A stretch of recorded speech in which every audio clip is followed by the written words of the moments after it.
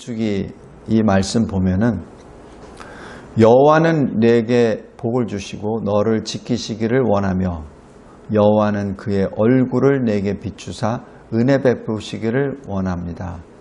그 얼굴을 너희에게로 향하여 드사 평강 주시기를 원합니다.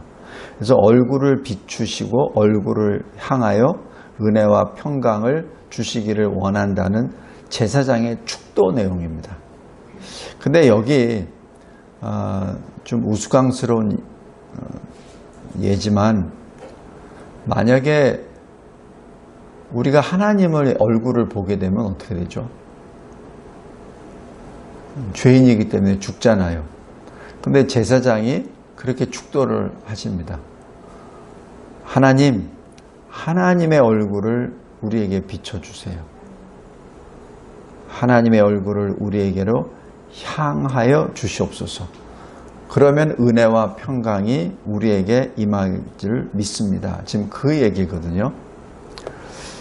그 말씀이 약간 조금 뉘앙스가 좀 달리 해석할 수도 있지만은 우리는 죄인이기 때문에 하나님을 직접 볼 수 없어요. 그것이 지금 이 성경 전체에 계속 흐르는 맥입니다. 그래서 이 말씀을 가지고 하나님을 어떻게 봐야 되느냐 하는 그 말씀을 주제로 보겠습니다. 먼저 우리는 누구입니까?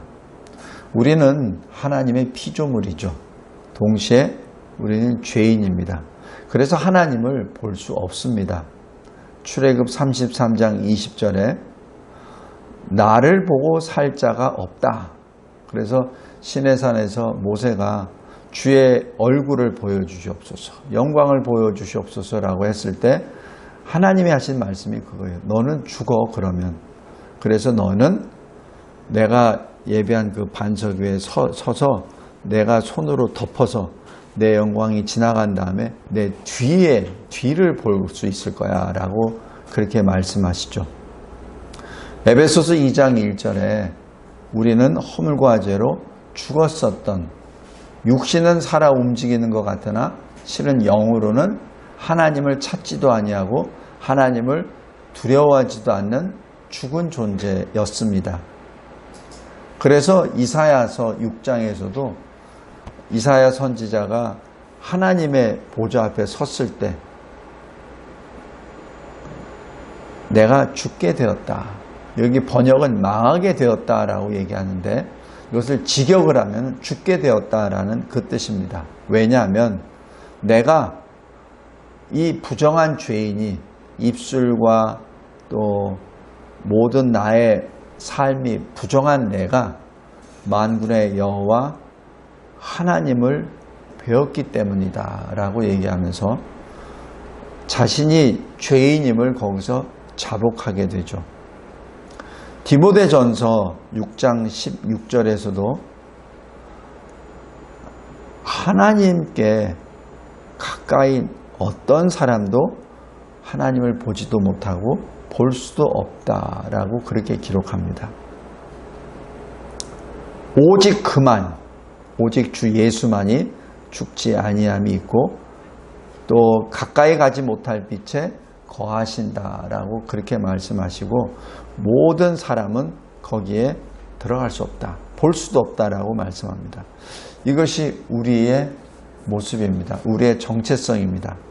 그런데 민수기 6장에 보면은 하나님께 그렇게 기도를 해요. 여호와의 얼굴을 보여주시옵소서.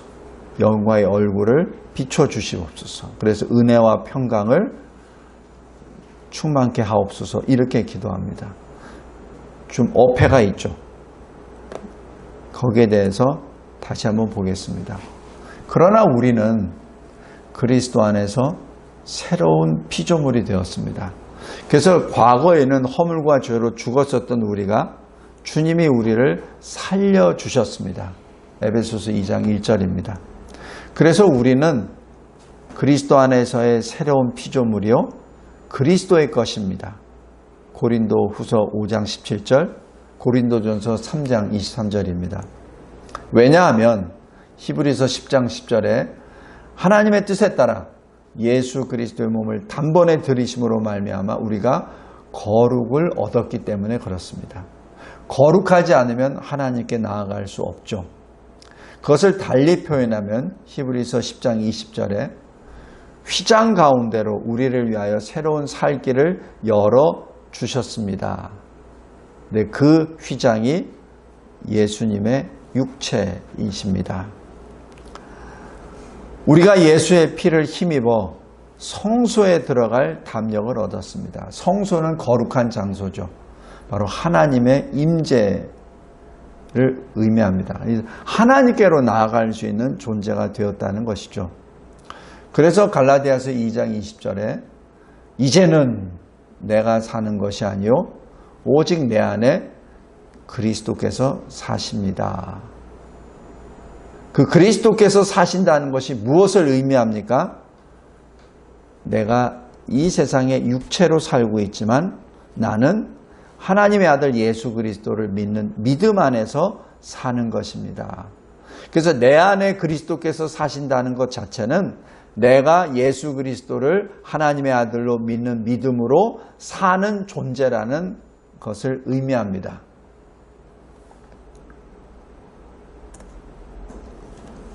그래서 우리는 누구입니까?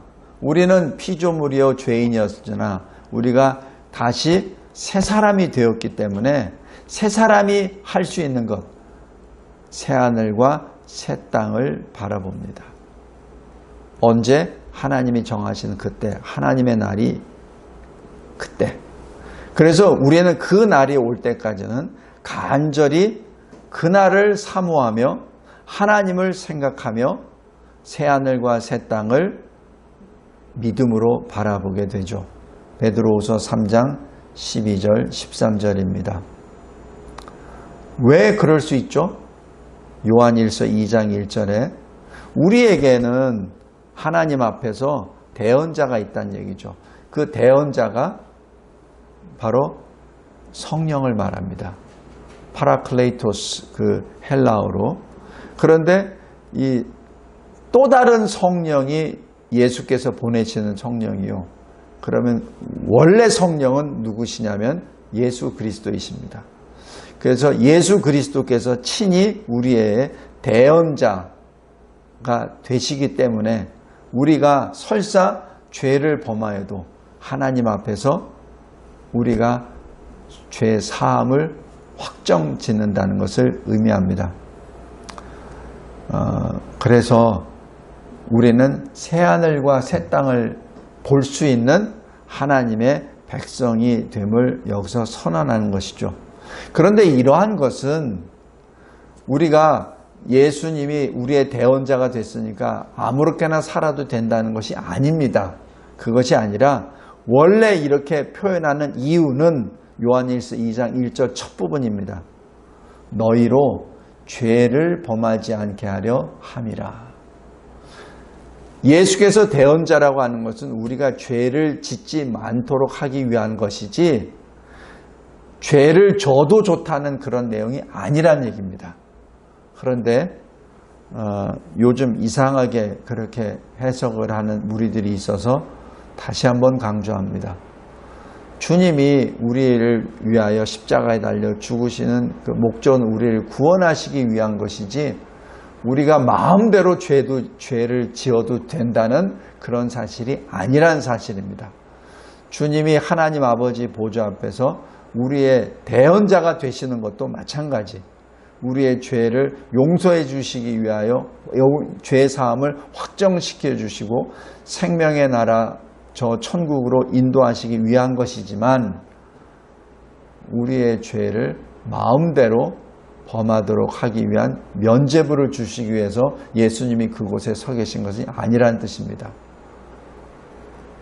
이게 굉장히 그 미묘한 차이인데 하나님의 말씀을 자기 식대로 해석을 해서 자기 유리한 대로 적용을 해서 자기 마음대로 살려고 하는 그러한 무리들에 대한 경고입니다. 요한일서 4장 17절에 보면은 심판날에 우리가 담대함을 갖게 됩니다.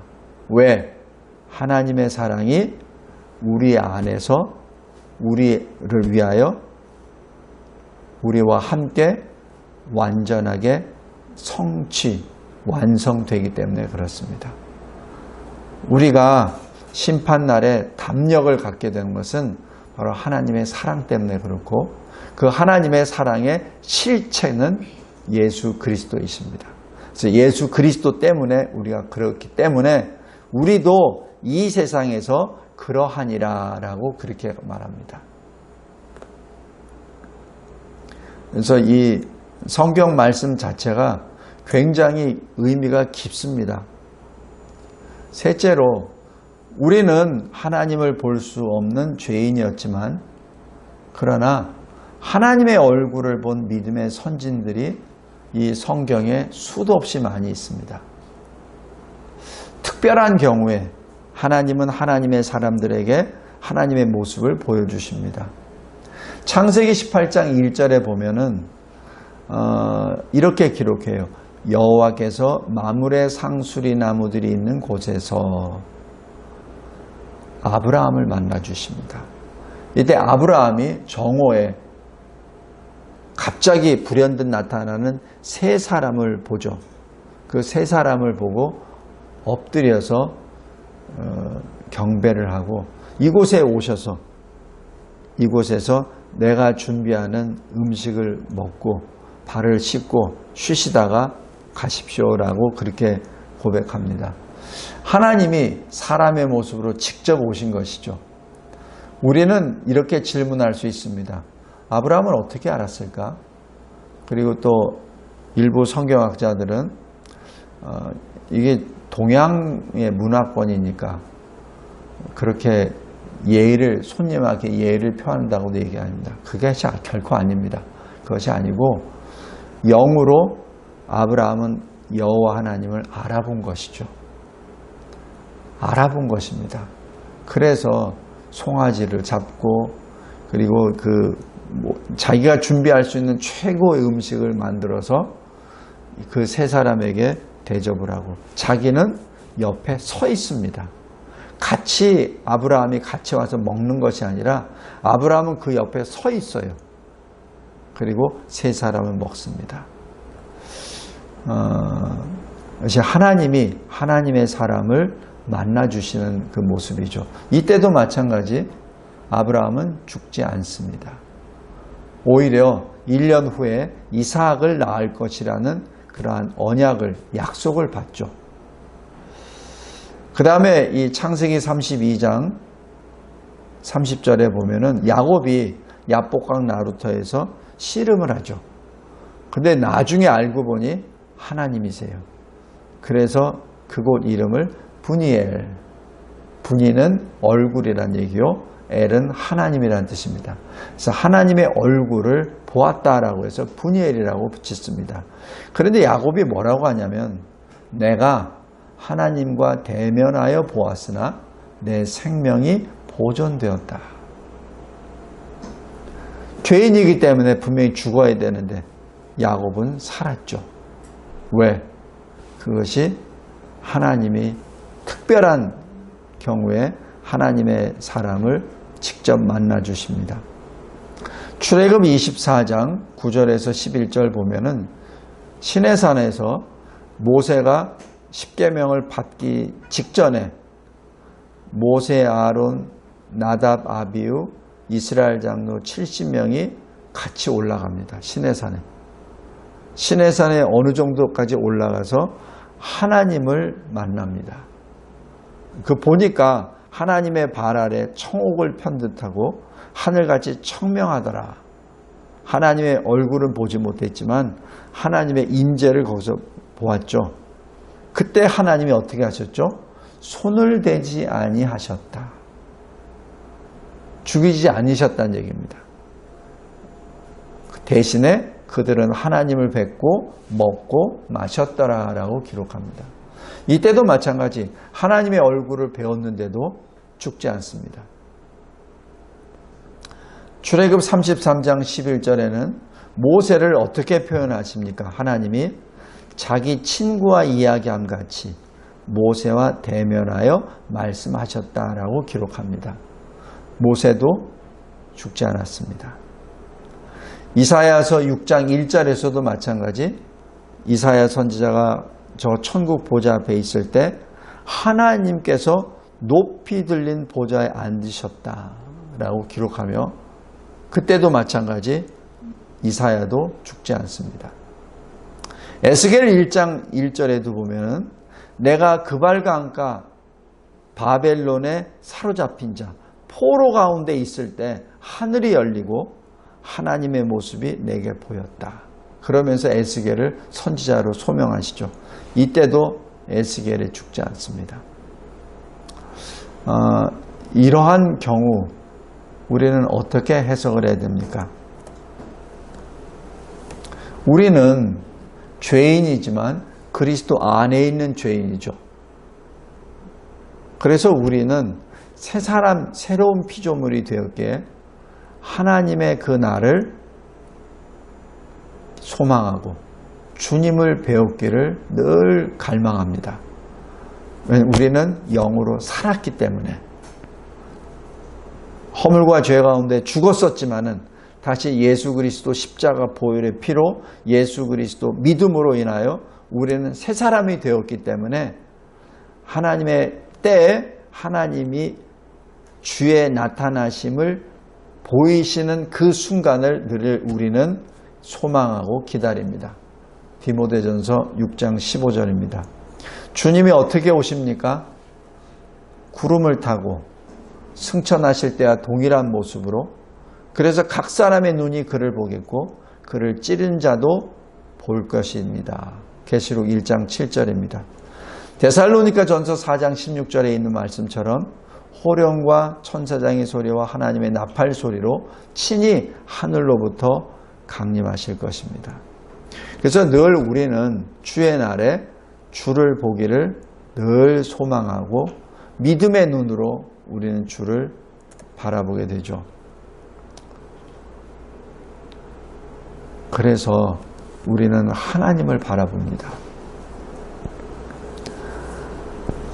에베소서 2장 4절에서 7절까지 보면은 그리스도 안에서 함께 하늘에 앉히십니다. 누구를? 우리를. 왜냐하면 그리스도 예수 안에서 우리에게 자비하심으로써 그 은혜의 지극히 풍성함을 오는 여러 세대에 나타내려 하신다라고 기록합니다. 그래서 이 복음의 시대에는 바로 그 영광이 나타난 때요. 바로 이 민수기 6장에 있는 하나님의 영광의 얼굴이 비추실 때요. 보여주시는 바로 그때가 됩니다. 그래서 비록 우리는 이 광야 같은 세상을 지나가지만 항상 우리 믿음의 눈으로는 저 천국에 주님과 함께 하늘에 앉아있는 그 모습을 늘 갈망하며 살아가죠.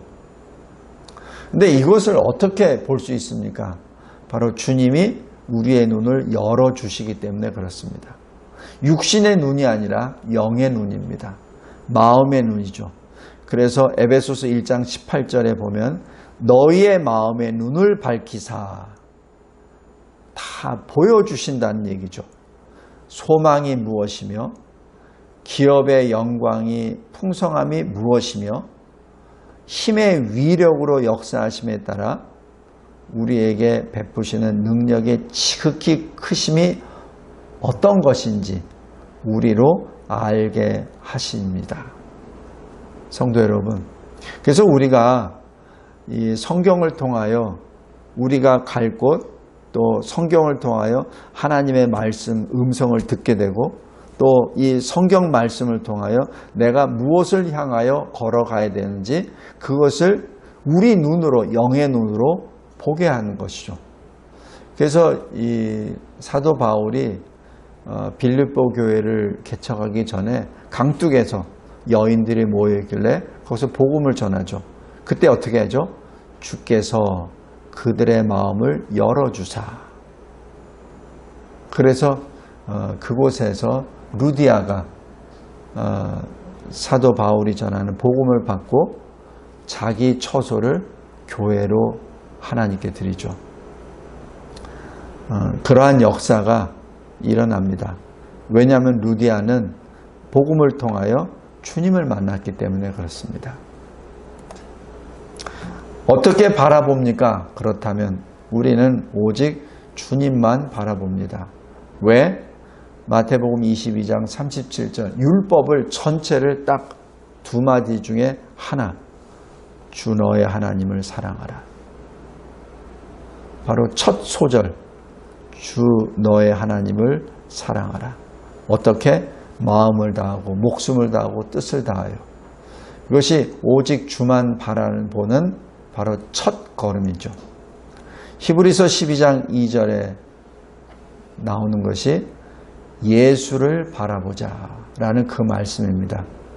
근데 3절에 보면 생각하자라고도 말합니다. 어떻게 되죠? 바라보자는 얘기는 늘 생각하라는 얘기죠. 늘 예수 그리스도만을 생각하라는 얘기입니다. 그래서 그 결과 우리는 위의 것을 찾는 자가 됩니다. 왜냐하면 주님은 위에 계시니까, 하늘에 계시니까. 또 주님이 예비하신 약속의 그 땅은 하늘에 있으니까.